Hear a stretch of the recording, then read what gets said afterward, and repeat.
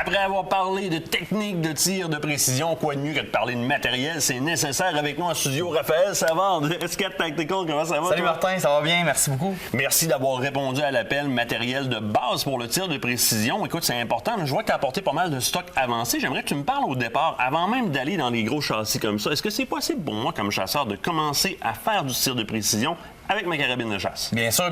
C'est pour ça le but des châssis. Donc, on peut prendre une carabine déjà actuelle que tu as en main. Puis on va venir l'asseoir dans un châssis comme ça. On est capable de démancher ma carabine de chasse puis venir la mettre là-dedans. Exact.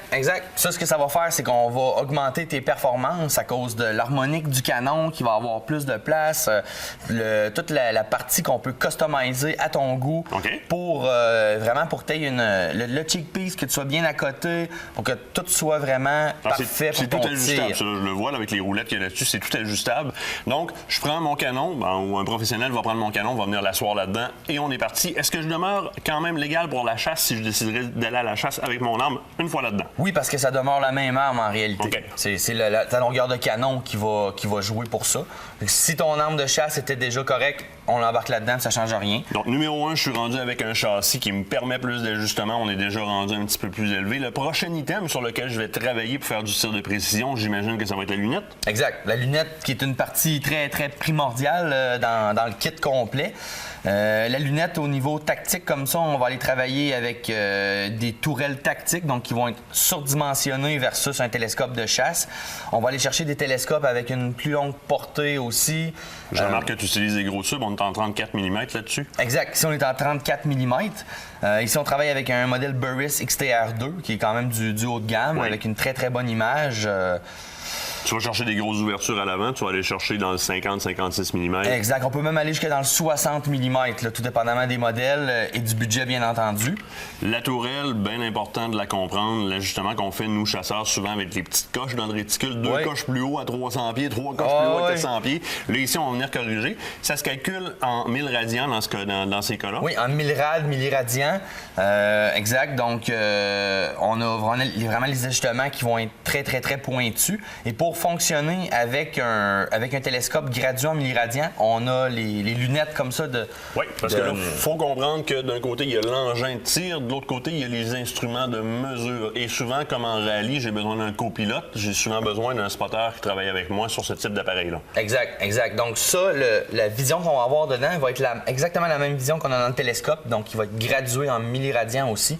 Donc la personne qui va travailler avec nous pour le tir va être capable d'enligner notre tir si on le manque. Donc, étant donné qu'il voit le même réticule que nous, il voit les mêmes petites barres, on peut tasser le tir. C'est lui carrément qui va nous dire souvent 2 clics up, 3 clics gauche. Exact. Pour faire un petit rapprochement, quand on parle de 1000 radians, ce sont les lignes qu'on va voir aussi dans le réticule. Et on dit qu'un 1000 radians équivaut à 1 mètre à 1 kilomètre. Donc, on se gage souvent en disant c'est le tronc d'un homme à 1 kilomètre. Et voilà. Pour se donner un petit peu une idée, c'est dur de se rentrer les distances. Ben, c'est pas évident, c'est vraiment pas évident. Puis une des particularités qu'on va différencier avec le cours de chasse versus le cours de tir longue distance, c'est qu'on va venir travailler en équipe avec le spotter aussi. Et voilà. Qu'au niveau de la chasse, on va moins faire. Il y a d'autres données à vérifier. Le vent en est une qui est comme mal connue souvent. On va apprendre. Tu as apporté un appareil avec toi qui est super de ce côté-là, qui est très connu des gens qui font du tir de précision, le Questrel. Exact. Ça, on a ça en boutique.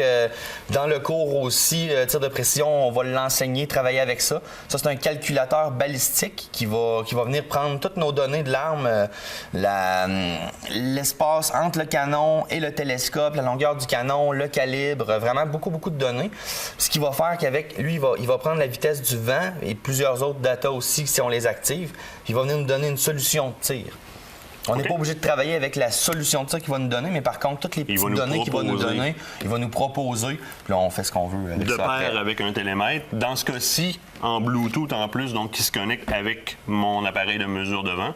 Ici, tu as quand même un télémètre qui est de haute qualité. Là. Oui, exact. C'est un modèle Bushnell qui fait partie de la ligne là, Elite qu'on appelle. Et puis ce modèle-là, il va parler avec notre Kestrel. Donc, lui, il va nous donner notre distance. Mais par contre, il faut connaître la distance pour pouvoir la rentrer dans le Kestrel. Donc, ces deux appareils-là vont travailler ensemble. C'est fait. Écoute, je vais tasser un fusil. Je t'invite à peut-être t'amener un beau sac. Montre-moi ça. Mais ça devient un outil qui est très intéressant ça au niveau du tir. Sac qui est très complet, surprenant. Tu me disais entre autres que là-dedans, je vais te faire enlever l'autre gun dans le salon. Je vais l'avancer un petit peu qu'on le voit comme il faut parce que ça vaut la peine. Regardez ça, station de tir complète et station de transport aussi. Donc on peut venir carrément à côté l'arme là, on est installé d'un côté. On est installé comme ça, on peut vraiment transporter l'arme à l'intérieur du sac puis la mettre à l'épreuve des intempéries. On vient s'accoter comme ça pour travailler couché par terre. On insère notre tapis de tir à l'intérieur du sac. On a même inséré aussi un sac d'hydratation, communément appelé les Camelback, donc pour avoir notre eau pour aller faire notre activité. Ensuite de ça, sac très complet pour toutes nos activités. On va rentrer nos boîtes de balles, nos accessoires qu'on a parlé. Les scopes de remplacement, spotting scope. Raphaël, je dois t'arrêter. Je vais envoyer les gens te voir chez S4 Tactical parce qu'évidemment, tu as énormément de stock. Raphaël Savard, S4 Tactical, un gros merci d'avoir été là. C'est déjà tout pour nous. On se quitte. La semaine prochaine, vous voulez être des nôtres. On fait une super activité. Pêche sur la glace. Invité spécial Daniel Robitaille. Puis une autre petite surprise. Soyez les nôtres la semaine prochaine, jeudi 21h.